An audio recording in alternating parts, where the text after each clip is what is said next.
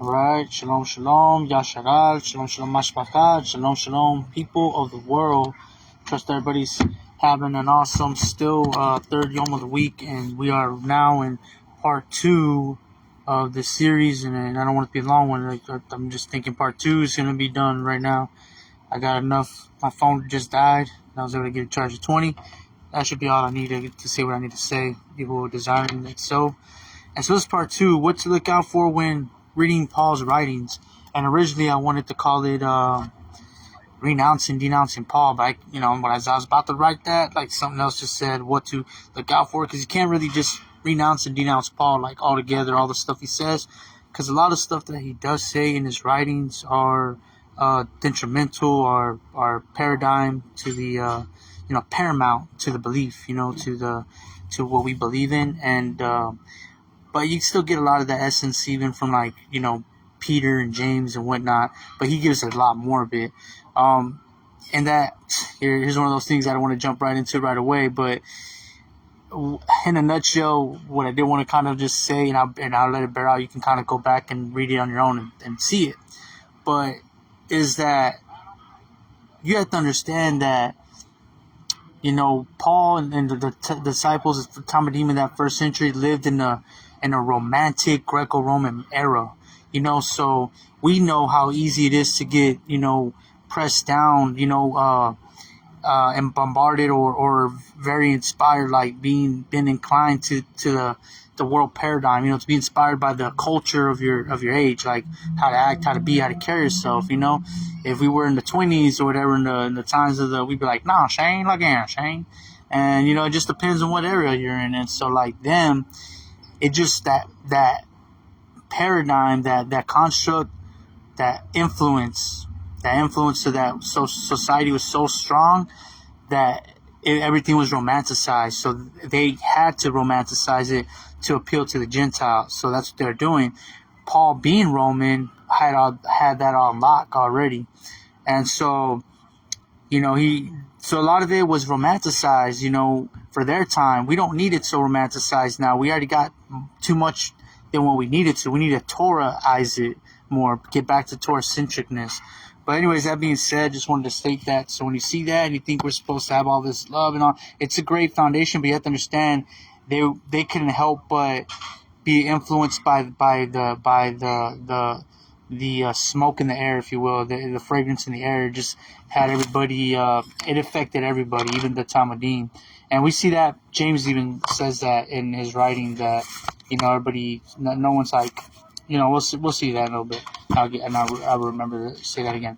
But back to where we left off about Paul, is we were talking about how when it cut off, actually I was comparing him to maybe the parabolic picture of King Saul, who was also the tribe of Benjamin. And then you got Paul, who's named Saul, from the tribe of Benjamin. And I think it's a parabolic related picture. It's cyclical. King Saul started off in the righteous path, as a righteous king, but then he ended up losing his way. I think Paul is the same thing.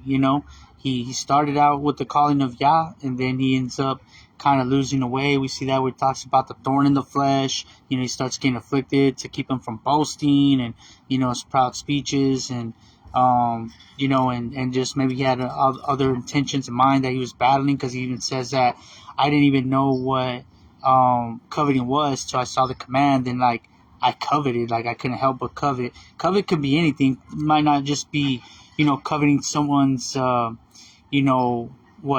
his house, his riches. He might covet their position. Maybe what he was coveting was position, and we get that foundation from him himself. He just looking at it in a psychological perspective, he was already being polished up to be a rising star in the world of Judaism. He was supposed to be like Creflo Dollar, them guys, TD Jakes. He was supposed to be, what's the other one? The one everybody loves so much, because I don't really care for him so much. What's that one that he speaks a lot about? I was gonna ask someone random right now, but all your famous mega church pastors. He was gonna be polished up for Judaism, and little did he know he had just like a world class stir of events that changed his entire world. It completely like ruined what was going for him. And we know that because that's the same reason why the Jewish people, the Pharisees, impelled Yahusha, because he was threatening their power, their status, their positions, because it was all about them. And then Yahusha's, taking their position, like, because he's Yahusha and he's the way, the truth, and the chai, not them and not their man-made traditions. Like he was telling them, you guys, tell people to break the Torah, not having to honor mother by giving to y'all. So they were trying to get richer, but Yahushua was taking that away, and he was taking that away, and like, you don't need them, you don't need the Pharisees. You can do it just through me, and everybody's going for it. And so Paul originally would have fell into that same category with the Pharisees, and he did. That's why he said he persecuted, the believers, and put them to death, put in his vote for them. So that would imply like he was a murderer too, like he had that murder in his heart. He was like he was a participant of it. And so seeing that, the thing about Paul though is what you can see, anybody who has a somewhat of a psychological mind, if you're discerning, when you read Paul, when his letters, we were bred up in Christianity. Oh, he's the greatest thing since sliced bread. He was the greatest apostle ever seen, ever read. So we put that in our minds. So when we read it, we're just like reading it through a brainwashed filter already, just justifying everything, and just justifying it, just like because he has to be the greatest. That's what the word says. Like, we're not going to question it. But then when you actually stop and look, as you get more into this walk and you learn about being more meek and humble and gentle, not making it about you and making it about Yah and the word and just giving his word, you look back at Paul and you're like, who is this guy? This guy is like, you see, like, he's obviously like very prominent himself. He likes to talk about himself a lot, his experiences, and boasts a lot. And the reason why that's an issue, because, it's easy to be like, oh, well, he's just, he has to do that. No, he doesn't, because none of the other writers do that. No writers, as a matter of fact, the scriptures do that. They all speak just the word of Yah. It's like the fundamental basic, what I say, what you say and do isn't just the word of Yah. It's flesh you desire, demonically inspired, what you say, do, and think. And so Peter didn't write about himself like I this and that, but then and James didn't do that. They all just wrote that, hey, the word says this, like, remember, brothers, this and that. And so, this, as you start to see that difference, when you just treat Paul like a normal guy and you just read this stuff like stories and accounts and people's like, diaries or whatever, you kind of get a sense of Paul being a little bit into himself. You do start to see that he was a little, into his own legend, if you will. If he could title his writings, it would probably title "I Am Legend," and that's bad. I shouldn't be saying that. See someone say, "Hey," but that's like how I see him. Like, I think he was in love with his own legend. He was trying to create it, and you gotta understand that he was coming up in a time to be a legend. He knew he was a rising star being polished up, and he's like, I'm gonna be that guy in history that everybody's gonna know about, because there's probably certain things already stacked up in his ahead of time, just like the Illuminati elite have that kind of stuff. Like, they know who's gonna be the next president, know events are gonna happen. They probably had an idea of what they were gonna do in the near future, the Jewish groups in power and all that, and he probably was a part of that somewhat. And but when he saw that Yahusha was really taking over, and this was a real thing that was becoming powerful. I'm not saying he made up and staged his conversion. I think maybe it was a little bit of both. Not both, but in the sense that I think it was he realized it was the truth, but he just wanted Yahusha to do it. Oh, Yahusha, why can't you just choose me and show yourself to me? And then boom, he showed himself to him. But then I think it was one of those things, but you'll understand why maybe, like, I couldn't really choose you from the get-go because what was already in you or something, because he just had to prove it to himself, show to himself what's in him. And so what ends up happening is, because like he gets bit by the snake, and the snake, nothing happens, and apparently he did some miracles and stuff, and so okay. And so maybe he did have a calling, but then like even King Shaul, turned away, And we see even Balaam and Balak, someone of a Gentile nation, but had a relationship with Yahuwah. He was a Kahan of Yahuwah. Yahuwah told him strictly not to go with him or do this, do that, and he was disobeying, and trying to do his own thing for riches, but Yahuwah tolerated it, yet Yahuwah had a relationship with him. You know what I'm saying? So Yahuwah does that with some of us. Some of us are knobs, but we're like stubborn knobs and kind of do our own thing, do maybe what he says, but our own way. And I know that from experience. I'm talking about myself, so I understand the broad scale that Yahuwah has with leniency with his, but then you can discern, psychologically when you deal with people what you're actually looking at. So when you read Paul, I'm gonna let it speak for itself, but just have that mind, don't think he's just some grand person just because he makes himself out to be. The thing about it is he makes himself out to be this grand guy. No one else does. Matter of fact, he belittles the brothers. But let's go jump right into it. Let's get the proof in the pudding. And how about that? Let's just jump right in. We're gonna go back to we left off. We were in Galatians, and we talked about how he said the law is summed up in one word, love your neighbor as yourself. But we know it's summed up in two. Love Yahuwah with all your mind, being in strength, which is Torah, and love your neighbor as yourself. So why was he doing that?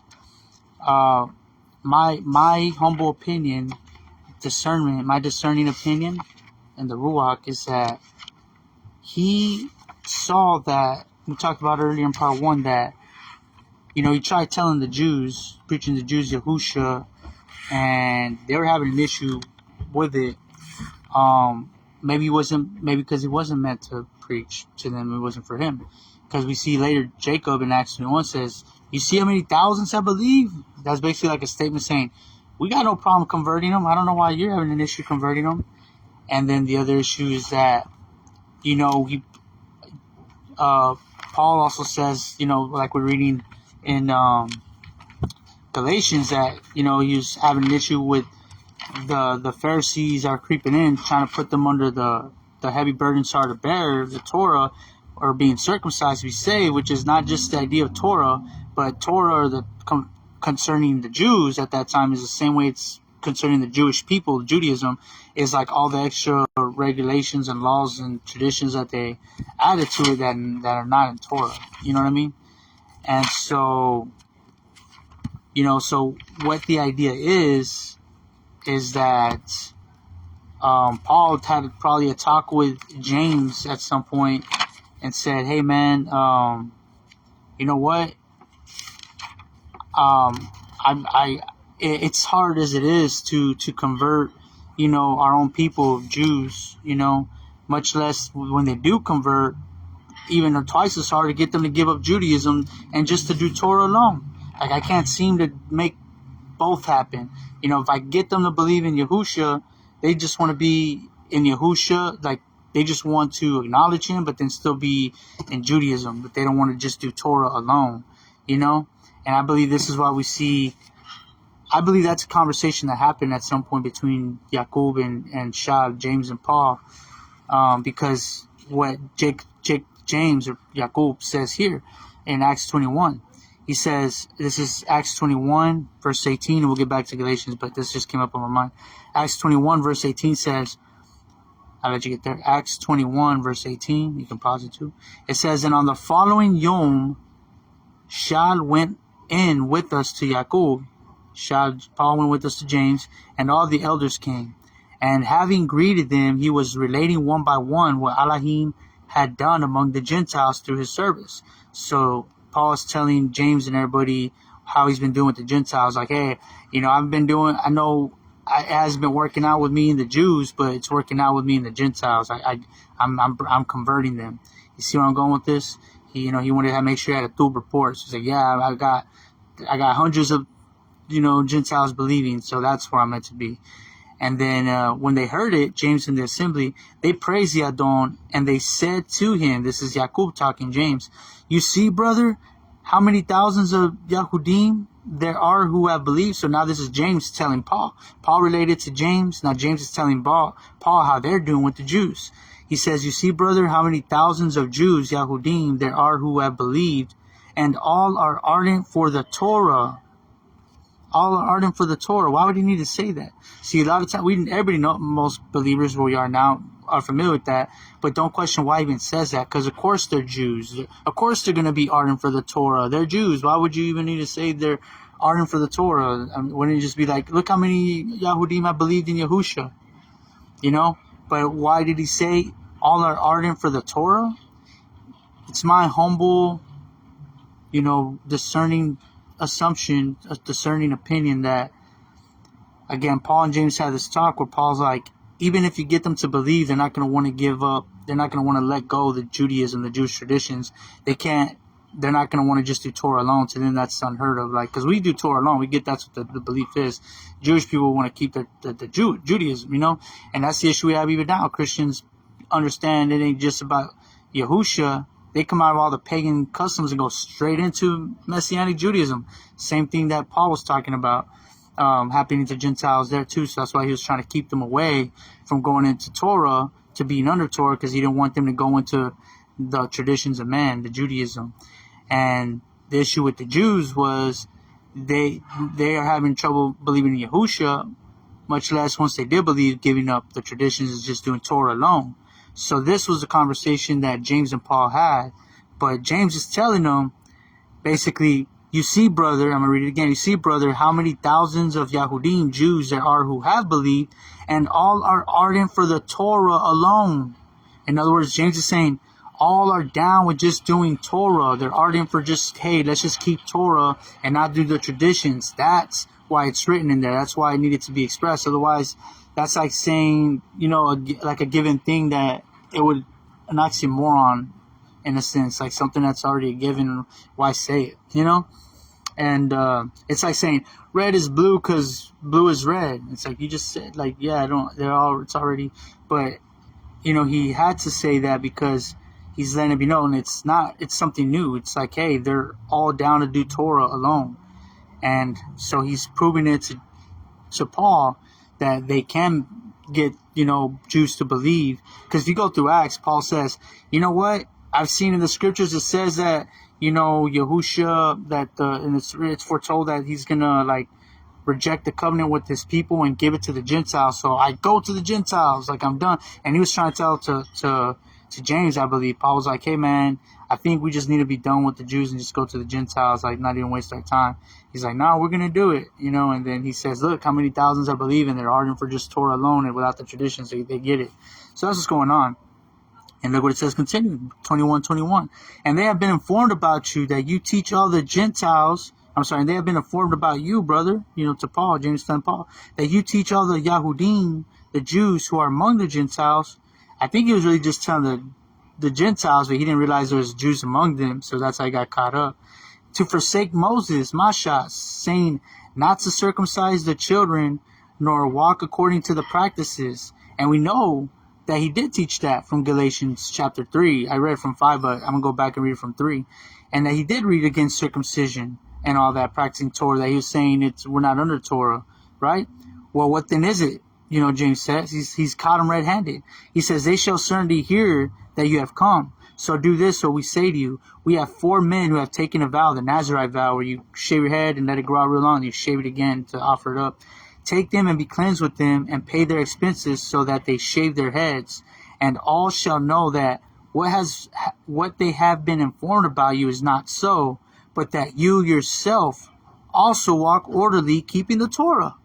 So even James wasn't even in the same, that was as a believer, right? They're both believers in Yahusha. James wasn't even subscribing to Paul's way of doing it. He's like, for all he knew, he didn't even know Paul was teaching that.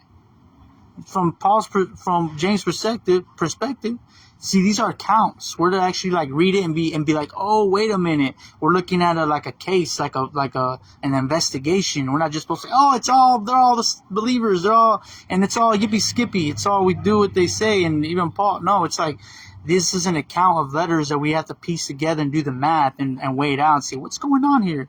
And so here, James had no idea Paul was teaching that. Wasn't even sure if that was true, but he's saying, hey, look, I'm giving you the benefit of the doubt.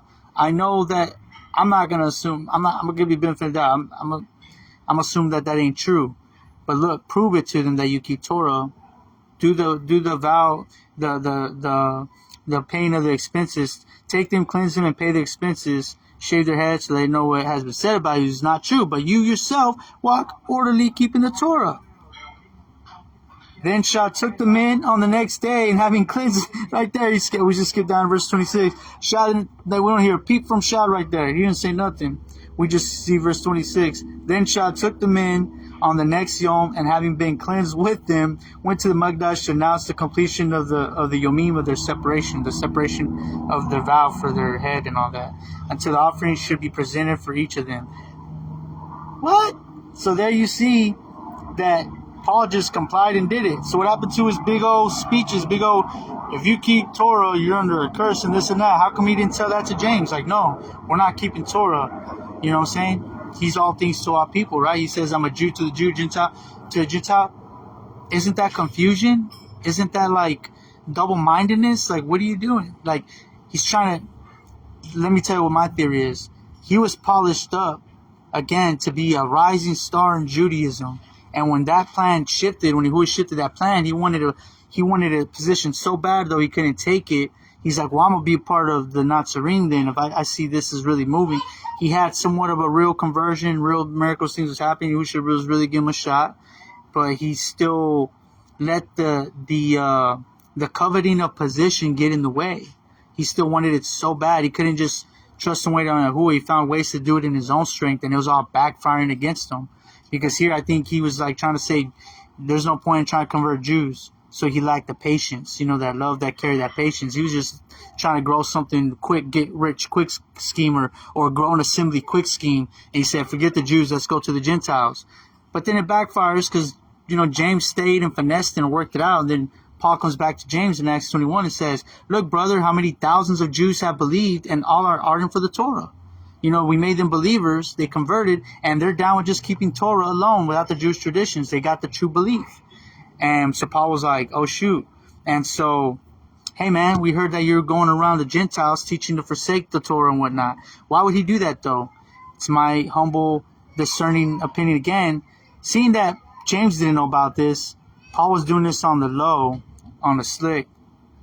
Paul was doing this on the slick because he was trying to make a name for himself. He wanted something to report back. He don't want them rejecting, telling them, they got to keep Torah. Oh, we're not doing that. So he's like, you don't got to keep Torah, just love each other. And then wrote in a way that was like, it had the foundation of things in line with Torah-centricness, like the fruit of the Ruach. That's what he's like, the fruit of the Ruach, love, peace, joy, patience, kindness. It's all love. He was speaking a romantic language to them. He was speaking Roman to them. That's something that the Romans understood. He was flattering them, it's flattery. So, but then when you really look at it, because he says, if you have, the fruit of the Ruach, love, joy, peace, patience, kindness, truthfulness, trustworthiness, gentleness, self-control, all the true stuff, that doesn't do nothing for you if you're still, you can have that and be into witchcraft or be LGBT or worship idols and still have those fruits of the Ruach. So, but, so you got to have Torah-centricness. By loving Yahuwah with all your mind, being in strength, love your neighbor as yourself. 2 words. And then again, we see that Shad says in Galatians 5, in 1 word, love your neighbor as yourself, and just love, love, love, love, love. Because he was trying to get them all on the bandwagon. Like, yeah, we got it's like how Rome, like he's trying to speak Roman, Greco, trying to appeal to them, right? Trying to pacify them, try to speak their language and be appealing to them to get them in. And then later he probably had plans to like, oh yeah, well the belief should move you. And he kind of does say those things, but but why does he trip out about them all of a sudden wanting to go getting circumcised? That's the funny part about it, is because again, it's backfiring. He's trying to do it his own way in his own strength instead of just sticking to the program, keeping to the truth of what the word actually says to do. He's thinking that, well, man, human flesh, you're not going to want to comply. Well, he underestimated the power of the Ruach. The Gentiles are taking it upon themselves to be moved by the Ruach to want to get circumcised. Boop, boop, you hear that double honk? They actually want to be circumcised by the Ruach.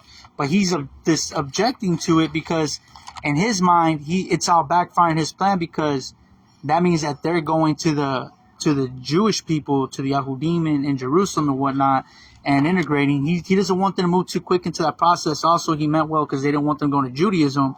At this time, Acts probably hadn't happened yet. He didn't know that the believers were also now just going under Torah alone and not Judaism and all the other traditions. But we'll see that that's why he kind of flips out about them trying to get circumcised. So we're going to read that in Galatians chapter 3. It says, "O senseless Galatians, who has put you under spell, not to obey the truth, before whose eyes Yahushua HaMashiach was clearly portrayed among you as impelled? This only I want to learn from you. Did you receive the Ruach by works or of Torah, or by the hearing of belief? Are you so senseless, having begun in the Ruach, do you now end in the flesh? Have you suffered so much in vain? If indeed in vain, is he then who is supplying the Ruach to you and working miracles among you, doing it by works of Torah or by hearing of belief?" Now, what's interesting about that is all the other people back in the day that were receiving the Ruach, that had the Ruach, were people that were keeping Torah. Even, all right, so let's look what he says even about Abraham. "Even so, Abraham believed Elohim, and it was reckoned unto him as righteousness. Know then that those who are of belief are banim of Abraham. And the scripture, having foreseen that Elohim would declare right the nations by belief, announced the great news to Abraham beforehand, saying, all the nations shall be Baruch in you, so that those who are of belief are Baruch with Abraham the believer. For as many are of works of Torah are under the curse. For it has been written, curses everyone who does not continue in all that has been written in the book of the Torah, to do them. And that no one is declared right by Torah before Elohim is clear. For the righteous shall live by belief. And the Torah is not of belief, but the man who does them shall live by them." So here he was twisting the way that is used, where it says the man who does them shall live by them. If you go to Ezekiel 20, it's the context is the man who will do them shall live by them. Like he's going to have life if he does them. You go to Ezekiel 20. But real quick, we'll just jump. I could jump around so much right now. We'll go. James actually responds that. And I know I've done this before, but I want to do this one more time, because it just paints a picture. This is James. I believe the book of James, all of it, the entire book, that the letter that James wrote was all to Paul, low key. And so when you take that in context, think of Paul about everything he's saying, and you're gonna be like, you get it. So this is him talking to Paul even right here. This is like one of the main themes. This is James. I'm sorry, James was talking to Paul, right? So this is James chapter 2, verse 20. "But do you want to know, O foolish man," he's talking to Paul, saying, "You foolish man, that the belief without works is dead?" Why would he say that? Who would James be talking about if you don't think that's Paul? And he's talking about somebody, saying, "But someone might say, you have belief and I have works. Show me your belief without works, and I shall show my belief by my works. You believe that Elohim is one. You do well. The demons also believe and shudder. But do you want to know, O foolish man," speaking so specific, "that belief without works is dead?" It can only be Paul. Paul was the only one that talked about, that we just need to believe and not have works. And James is saying belief without works is dead. And look, did we not just read in Galatians that Paul used Abraham as an example? Well, now we know this is talking about Paul, because James uses that same exact example to rebuttal him. Verse 21, "Was not Abraham our father declared right by works when he offered Yitzchak, his bond, on the altar? Do you see that the belief was working with his works? And by the works the belief was perfected, and the scripture was filled that says, Abraham believed Elohim, and it was reckoned to him for righteousness, and he was called Elohim's friend. You see then that a man is declared right by works and not by belief alone." So now you got two schools of thoughts. James is clearly saying it's by works. It's by belief and works, not just belief, And so on and on. In the same way was Rahab the whore not declared right by works when she received the messengers and sent them out another way. For as the body without the being, the Ruach, is dead, so also belief is dead without the works.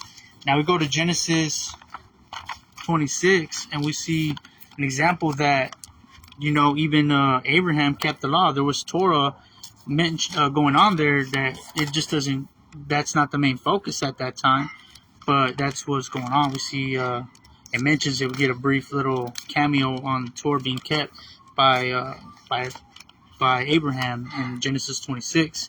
It says, and Yitzchak dug again. This is Genesis 26 verse 18. And Yitzchak dug again into the wells of water that they had dug. Wait up, 26. There's some wrong. Yes, it is chapter 26, but it's the wrong verse. Let's see.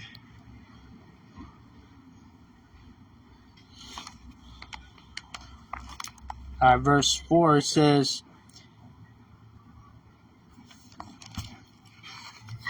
let's go back one more verse. Genesis chapter 26, verse 3 says, sojourn in this land, and I shall be with you and barak you. This is Yahuwah talking to Isaac. For I give all these lands to you and your seed, and I shall establish the oath that I swore to Abraham your father, your Abba, and I shall increase your seed like the stars of the Shamayim, and I shall give all these lands to your seed, and in your seed all the nations of the earth shall be Baruch, because Abraham what? Obeyed my voice and guarded my charge, my commands, my laws, and my Torut. You don't see anywhere else such a great combination of synonyms for the law than in that phrase right there. He obeyed my voice, guarded my charge, my commands, my laws, my Torut, my statute. I mean, it's like 1, 2, 3, 4, 5, 6. That's like 6 statements to reiterate the law, and that's Abraham. So he believed the law, or he kept the law, and so my understanding is, the entire book of James, he was targeting Paul. We know Paul was even very had a lot of dissension in him. We see that in he even in his writing. If in his writing, how much more did maybe in public did he actually, burst out, like impulsively, had a burst of rage or, acted out or whatnot. We see that because even in Galatians 2, he says, he even says something against the fathers. They call the fathers of the belief, the 12 disciples. In chapter 2, Galatians 2, he says, but from those who were esteemed to be whatever, he's talking about the 12 disciples, but from those who were esteemed to be whatever they were, it makes no difference to me. I mean, that's kind of like a bashing down right there of the Father. He says, but those who were esteemed to be what they were, it makes no difference to me. Elohim shows no partiality, for those who were esteemed contributed not to me. I mean, those are things like you don't say publicly, you know what I mean? Those are like private things people don't need to know about. But he's like putting them down in letters that go in front of assemblies. He's like putting drama, putting his junk, his drama, his feelings on paper to assemblies about the 12. So he's already like bashing them. Ain't that wrong?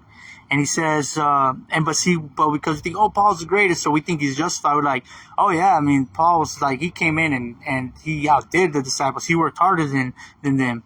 Just because he says he worked harder than, he says, and I worked harder than they. That's just his own words. He's his own witness.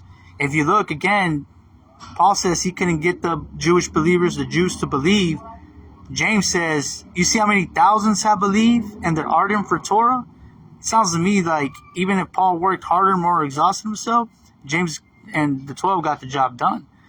But I mean, I think they worked hard. I think that's just Paul talking about himself, and we take it like it's the Ruach, that the Ruach bore witness that he worked harder than they, and they don't work. Like, that's just a dude at the end of the day. So, even me. But this is what I'm discerning. And he says, but Yahuwah, and he's hating on him. So it says, Yahuwah shows no partiality. For those who were esteemed contributed nothing to me. He's like telling too much to the entire assemblies of Galatia. And he says, but on the contrary, when they saw the great works to the uncircumcised that had been entrusted to me, even Kapha to the circumcised.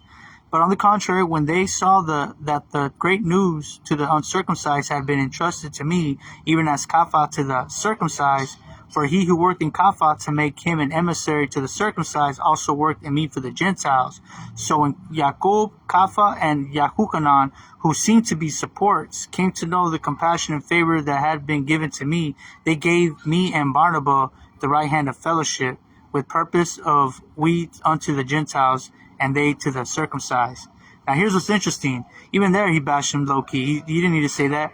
He says, so when Yaqub, Kapha, and Yahuchanan, who seem to be supports, I mean, we might say who seem to be support, but seem is like, you're saying they, it's like saying like, yeah, they're somewhat like kind of show some love, like they seem to show some love. I wasn't really feeling it, and I didn't really feel like they were really, accepting us, or it kind of meant that like they seemed to be supports to us at the time, but now maybe they had problems, and we know that because Barnabas and Paul had problems. Here he talks about Barnabas too.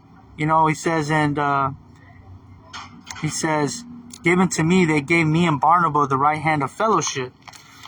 Well, they had the right hand of fellowship, but then you go to, Acts 15, and what happens there? Is it 15? Acts 15 says, verse 36, and after some days, Shadd said to Barnabas, let us now go back and visit our brothers in every city, talking about Gentile cities too, where we proclaim the word of Yahuwah, and see how they are. And Barnabas purposed to take with him Yahuchanan, called Marcos, but Shadd thought it not fit to take with him the one who withdrew from them in Pamphylia, and had not gone with them to the work. And a sharp feeling therefore came to be, so that they departed from one another. And so Barnabas took Marcos and Seleucus, and Shadd chose Sila, and went off to be committed to the brothers in the favor of Elohim to wherever else he went. So there was a sharp feeling about each other. They had a disagreement. They had a little bit of a strife. Why? Because Barnabas wanted to take Yahuchanan. What's wrong with that? And Shadd thought it not fit. So, whatever you're reading, it's not justifying, like, because we hear, Christianity, we're in that brainwash program, that paradigm where it wants to tell us that Paul was the greatest apostle and there's nothing he did was wrong. So we read it that way. We think that Paul's justified, that he didn't fit, he felt it not right. For it says, Paul thought it not fit to take with him the one who withdrew them to Pamphylia and had not gone with them to the work. In other words, it's saying that Paul didn't want to bring them because he wasn't there with them when they got it started in the first place. So why should he benefit off of it? And that's not right though. Like we read that and be like, oh, okay, I see where Paul's coming from. You might agree or disagree and think that, maybe Barnabas was just tripping or whoever was tripping. But they shouldn't be striving like that. But the reader wants us to investigate. What does the Torah say? Because what's really going on? Paul's reason for not wanting, Yahuchanan to come, because he wasn't there to pop off the mission in the first place, basically. And so why should he benefit from it? Because why else would he trip from it? Because if you go to the other writings in Corinthians, you see Paul, a couple times here and there, a number of times, ask for donations. He's like, hey, I know that you're stirring up a love offering for me. I can't wait to receive it in love. Like he hints at like, prepare for me a love offering like you said you were. And so like, you have to understand that Paul was a Roman. He was brought up in prosperity somewhat, and he was being trained under Gamliel. That cost money. That wasn't a free ride. He came from a family of wealth. To be trained under the like Gamliel's like going to Harvard, like under the best professor. Like you have to pay for that, have that. He had that, like that seat, that position. He had it. A reservation for it with a lot of wealth, you know what I mean? And so he was being polished up to be somebody, and so he even admits, Romans 8, that I didn't know what covet was till I heard the command. I couldn't stop coveting. So he covets, and what would he covet? I think it was a little bit of a position and a little bit of like financial gain, like greed. Like he wanted all of that low key, but he wanted the coveting of a legend. He wanted to make a name for himself. And he was willing to, do whatever in a sense. Like he went to the Gentiles and whatever he had to say to gain the world, And so he said, yeah, don't worry about Torah. Like don't go under Torah, because he knew that meant he was going to lose the Gentiles, and they were going to go under the 12 disciples. But he wanted his own assemblies. He wanted to be ahead, because that's what was originally his purpose in his mind. His destiny was to be like a great, leader, a rising star, a great leader in Judaism, and when he saw the way of the Nazarene, Yahusha coming in and changed the world and flipped it upside down. Well, now he wasn't being satisfied just being a member of the body. He wanted to be the rising star. He was like, well, if I'm gonna, if I'm gonna get a position, I'm gonna get a position this. If I'm gonna do this, I'm gonna get the position that I was originally gonna get. But in this, like I'm still. This is what I paid a lot for. In my high. So I'm gonna get my position. So that's what you see, and that's why I think they had a disagreement. In other words, about Yahuchanan. What I'm saying is because I think, this is my discerning, humble opinion in the Ruach, that Paul was really saying, hey, let's go back to all the assemblies, that we went to. Let us now go back and visit our brothers in every city where we proclaim the word of Yahuwah and see how they are. But then he writes some letters about, I know that you're eager to help us, give us something, and our worker is worthy of his wages, And what I think is he was wanting to go back for some financial gain, wanted to get some love offering out of it, But so Barnabas, he wasn't thinking about that. He's like, hey, let's take Yahuchanan. Barnabas was probably right, righteous. He just had a childlike mind and just wanted to take Yahuchanan. That's probably his dude. And he's just like, let's bring Yahuchanan. And Paul was basically, the reason he had such an issue with it was because he's like, I'm not about to split up, the love offering, the donations, one of the offerings with him, like he wasn't there when we got it popped off. Whatever they're gonna give us, why should we split it with him? Like we gotta feed him and clothe him now, or whatever they gotta get resources for him now too. Like I'm trying to get some things that I want to get, for whatever. Like everyone's maybe not necessarily vanity, but for whatever. Maybe want to buy some more scrolls to write on, or I don't know, whatever. Buy material, who knows? But he didn't want to have to split that up 3 ways, because that's what they would do when they'd go to these congregations, is they would receive some tithe and offerings and stuff from the assemblies. So he's like, let's go visit all the brothers at the assembly and see how they're doing, And let's take Yahuchanan. Is like, no, he wasn't there with us. Like, why should he have any part? Because why else would he object to that? So what if he wasn't there with y'all? Yeah, let's take him. That should have been his response. No, he wasn't there with us. That's a little prideful. Now, here's where you have to know your Torah. Torah commands us, teaches us, a couple references, even Dawid makes it a law. Dawud says that when a nation plunders another nation and they take the spoil, that they share even with the community, the wife, the widows, the orphans, and not toward it themselves.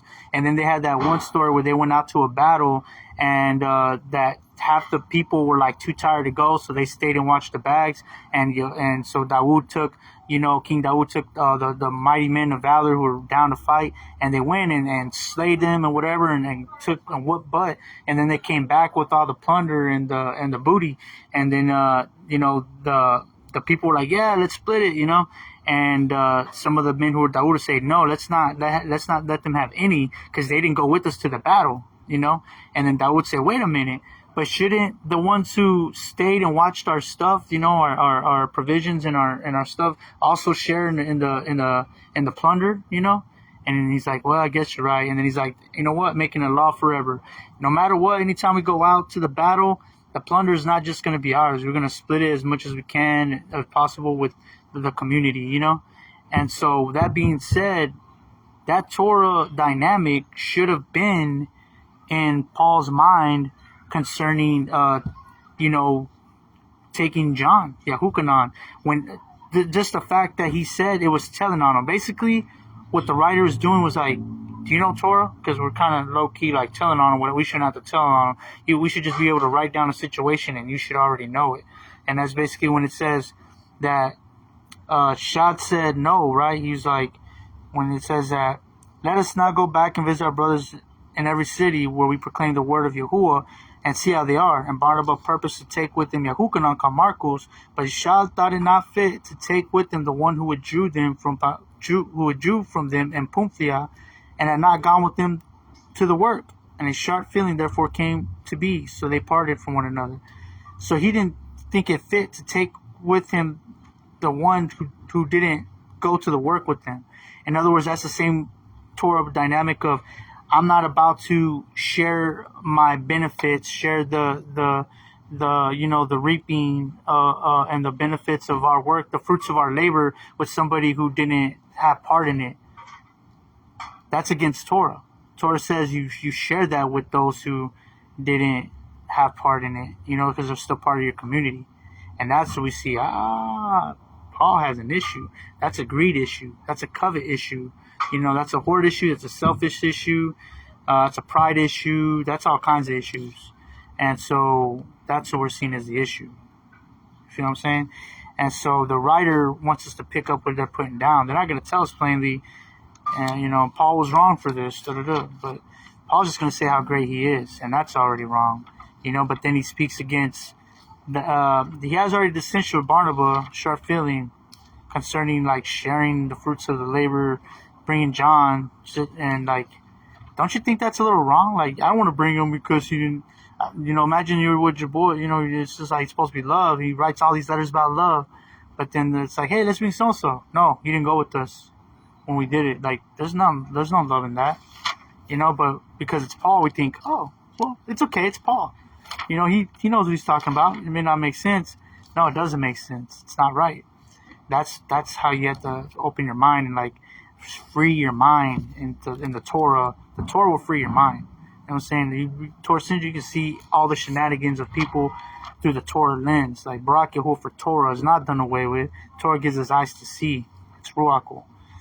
So again, why was Paul writing against them going under Torah? Because he didn't want to lose the crowd.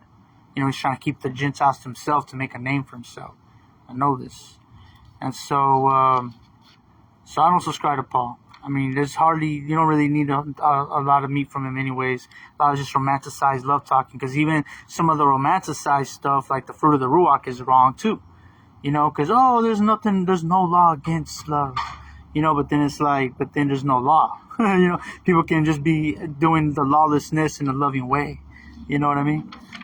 And so, love, joy, peace, and patience, but be into idolatry or sorcerer or witchcraft or whatever, LGBT, you name it, and still have the fruits of the Ruach. That doesn't work. So he's wrong. And so we saw that he argued, and then he also wrote some bad things about them, Galatians chapter 2 again. But from those who were esteemed to be what they were, it makes no difference to me. Elohim shows no partiality. For those who were esteemed contribute nothing to me. It's like they didn't help me out. They weren't helping me get my ministry started. They didn't contribute nothing to me.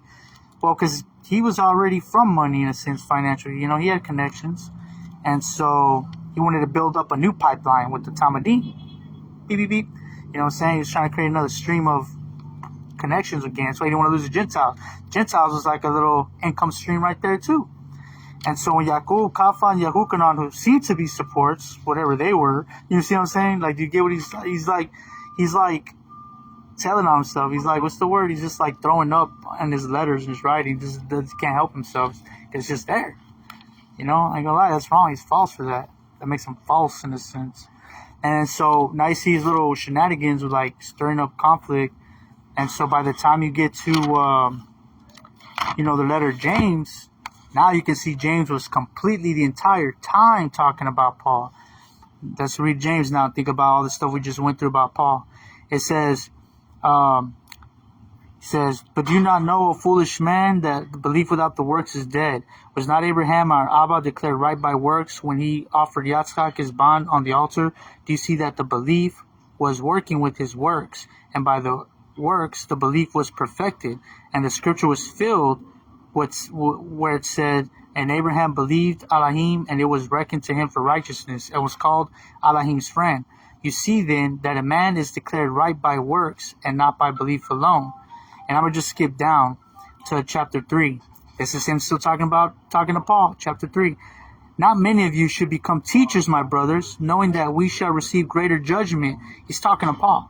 He's telling Paul, not many of you should become teachers, my brothers, Paul, knowing that we shall receive greater judgment, for we all stumble in much. And he's talking about Paul, like, man, he stumbled in some things. If anyone does not stumble in word, why do he say in word? Because his writings, like the stuff he was writing about, like, the law's done away with and whatnot, and he's stumbling in his word. He's saying one thing to the Gentiles, one thing to the Jews, because he's all things to all, right? So that's confusion. So he's saying, for we stumble, if anyone does not stumble in word, he is a perfect man, able also to bridle the entire body.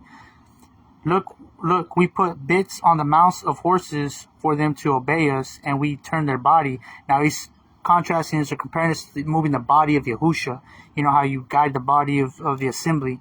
Look at the ships too. Although they are so big and are driven by strong winds, they are turned by a very small rudder, comparing it to a mouth, wherever the pilot intends. So too the tongue is a little member, talking about Paul's tongue, yet boasts greatly, you know. See how a little fire kindles a great forest? Because Paul stirred up some issues. And the tongue is a fire, the world of unrighteousness, like a forest among our members, like the members of an assembly. The tongue of Paul is placed, the one defiling the entire body of Yahusha.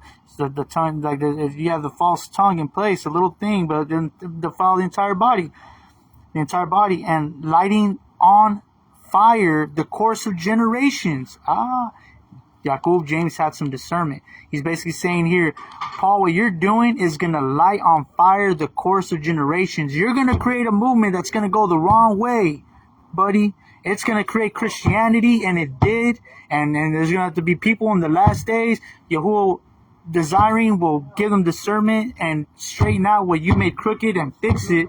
That's what we're here doing today. Repairs of the breach, baby. Barak Yahuwah, praise Yah. He chooses the weird ones like us, the nuts. You know, you got to choose the nuts, right? That wouldn't be the word if he didn't choose the nuts. He doesn't choose the smart and eloquent, the people you expect to be in position like Paul, the polished ones that are already trying to be in position and saw, oh, not Serena, let me get in that one position, you know? No, he's looking for let me get the nobodies, you know, give me the weak, the dumb, give me whatever, the smelly guy, give me him who talks too much, you know what I'm saying? I'll use him. So too the tongue is a little member, yet boasts greatly. Talking about Paul. See how a little fire kindles a great forest? He already was not booing. Right here, James was telling us that he was foreseeing that Paul was about to create a movement, a culture, a path, his own religion, basically. And so Paul got what he wanted. He made a legend out of himself. That's basically what I discern by the Ruach, and it's true. And right here, James is even saying it. He's saying the one defiling the entire body of Yahusha and lighting on fire the course of generations, rolling from the beginning, from that time, and in the end is lit on fire itself. So right here, Jacob is saying, hey, in the end, that movement you started, that path you lit on fire to light on fire the course of many generations, that itself is going to be lit on fire in the end. That lie is going to come to nothing in the end. It's gonna be exposed, and it's gonna be burnt down, and I'm lighting it on fire right now. That's what I'm doing. I'm the first one with the torch. I'm lighting Paul's doctrine, Paul's beliefs, everything Paul taught on fire. Because the minute James says, do you not know that belief without works is dead? So see that the works was working with the belief to make the belief perfect. So you see that we are justified by works and not believe alone. Boom, right there. That minute James says we're justified by works and not believe alone, you know that there's two arguments bumping heads, and it's a matter of you're going to choose James or Paul. James said, look how many thousands of Jews have believed, and they're ardent for Torah alone, and they're not doing Judaism. Like Paul they were doing it. They were doing the real thing, and that's what we want to be doing, what they were doing. He was that original anointed by the Ruach, by Yahusha, by the 12, as the elder, along with Peter. And so let's continue though. It says, rolling on fire the course of generations, rolling from the beginning, and in the end it is lit on fire itself. For every kind of beast and bird and reptile and creature of the sea is tamed and has been tamed by mankind, but no man is able to tame the tongue. It is unruly, evil, filled with deadly poison. With it we barak our Elohim and Abba, and with it we curse men who have been made in the likeness of Elohim. And we remember that when Shaul was being imprisoned at the end in Acts, you know, he gets slapped by the Kahana Gadol, and he says, Yahusha's going to burn you alive or something, you whitewashed tomb. And they said, do you speak to the Kahana Gadol this way? And he said, oh, I'm sorry. I did not know it was the Kahana Gadol. For it is written, do not speak bad to the elders, to the leaders of your people. So then he tried to kiss butt after that. He tried to do Torah after that, but still, he had